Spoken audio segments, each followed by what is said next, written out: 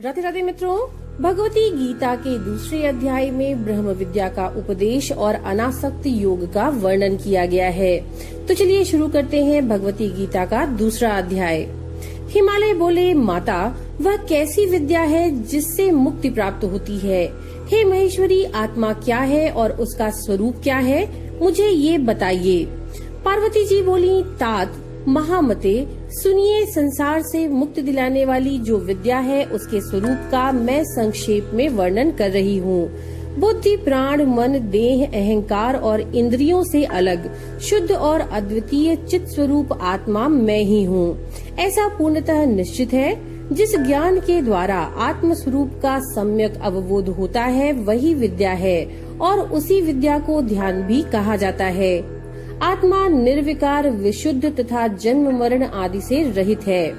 वह आत्मा बुद्धि आदि उपाधियों से रहित चिदानंद स्वरूप, आनंदमय, परम प्रभा युक्त, पूर्ण तथा सत्य ज्ञान आदि लक्षणों वाला है।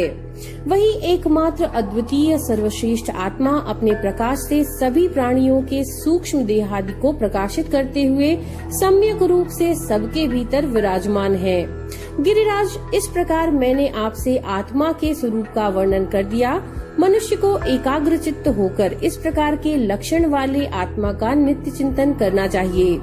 देह आदि अनात्म पदार्थों में आत्म बुद्धि का परित्याग कर देना चाहिए, क्योंकि वैसी बुद्धि राग द्वेष आदि दोषों का मूल कारण है। राग द्वेष आदि दोषों से दोष युक्त कर्म ही संभव है।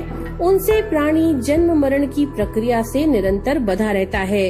अतः शरीरादि अनात्मा पदार्थों में उस आत्म बुद्धि का परित्याग कर देना चाहिए। ये सुनकर के हिमालय बोले, हे शिवे, राग द्वेष आदि से पापात्मक अशुभ अदृश्य पैदा होता है। उसका परित्याग लोग किस प्रकार करेंगे, इसे आप कृपा करके मुझे बतलाइए। जो लोग दूसरे मनुष्य का अपकार करते हैं उनके प्रति वह व्यक्ति सहिष्णुता का भाव भला किस प्रकार रखे और उनके प्रति उस व्यक्ति में किस प्रकार से इष्टानिष्ट विषयक राग तथा द्वेष न हो। श्री पार्वती जी बोली, अपकार किसका किया गया, इस पर शीघ्र विचार करना चाहिए। उस पर विचार करने से द्वेष उत्पन्न ही नहीं होगा। 5 महाभूतों से मिलकर ये देह बनी हुई है, जिससे यह जीव स्वयं भिन्न है।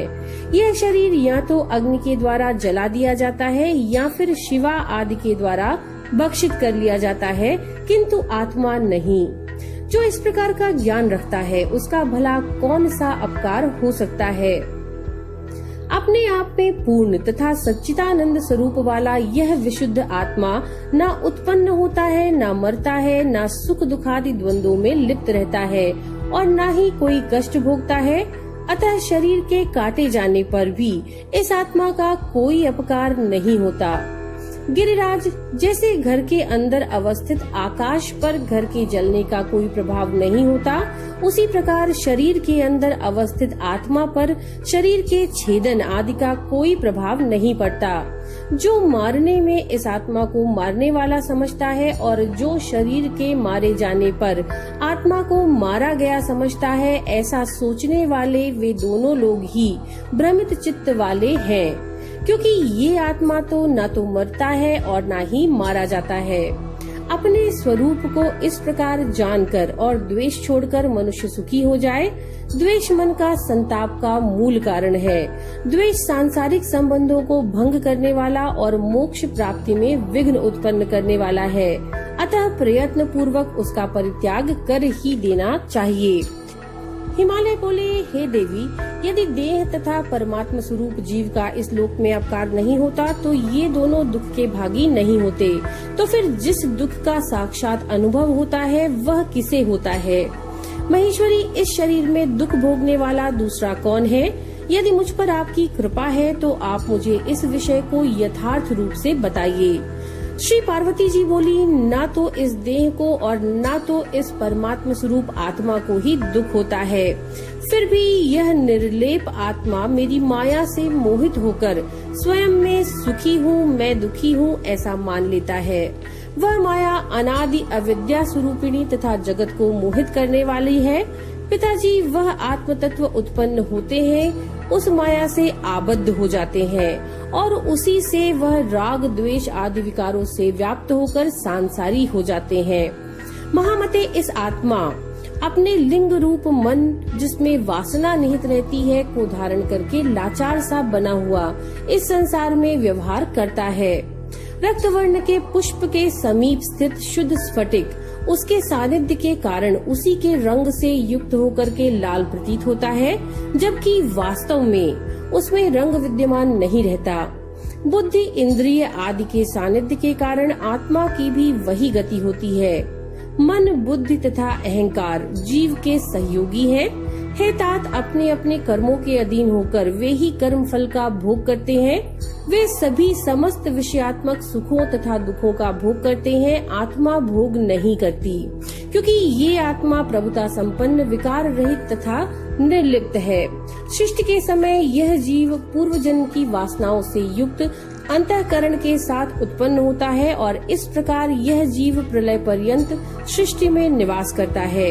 इसीलिए महाराज, विद्वान पुरुष को चाहिए कि ज्ञान विचार के द्वारा इच्छित तथा अनिच्छित पदार्थों की प्राप्ति में मोह का परित्याग करके सुखी हो जाए। देह मन के संताप का मूल है और यह देह संसार का कारण भी है। यह देह कर्म से उत्पन्न होता है और वह कर्म पाप तथा पुण्य भेद से दो प्रकार का होता है। राजेंद्र, उन्हीं पाप पुण्य के अंश के अनुसार जीव को सुख और दुख प्राप्त होता है। दिन एवं रात की भांति इन सुख और दुख का उल्लंघन नहीं किया जा सकता। स्वर्ग आदि की प्राप्ति की कामना करने वाला विधान पूर्वक पुण्य कर्म करके स्वर्ग प्राप्त करने के बाद भी शीघ्र ही कर्म से प्रेरित होकर पुनः मृत्युलोक में गिरता है। अतः विद्वान को आसक्ति का त्याग करते हुए विद्याभ्यास में तत्पर रहकर तथा सत्संग करके परम सुख की अभिलाषा करनी चाहिए। इति श्री देवी पुराणे भगवती गीतायां श्री पार्वती हिमालय संवादे 2 अध्यायः। नमो नारायण।